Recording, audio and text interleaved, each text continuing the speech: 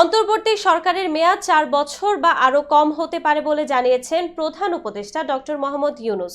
সংবাদ মাধ্যম আল জাজিরাকে দেয়া এক সাক্ষাৎকারে কথা বলেন প্রধান উপদেষ্টা।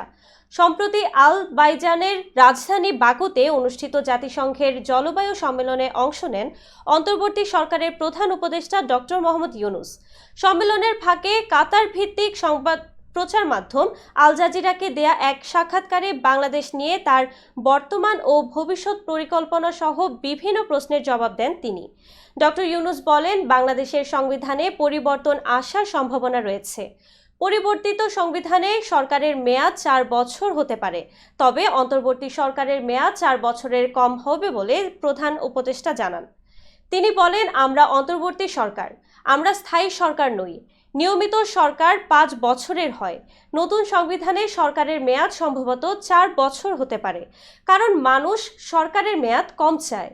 সুতরাং এটি ৪ বছরের কম হওয়া উচিত, এটি নিশ্চিত।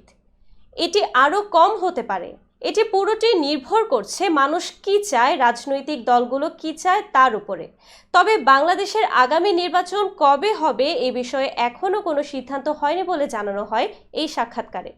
ইউনূস বলে, তাদের উদ্দেশ্য যত দ্রুত সম্ভব বাংলাদেশের সংস্কার সম্পূর্ণ করা।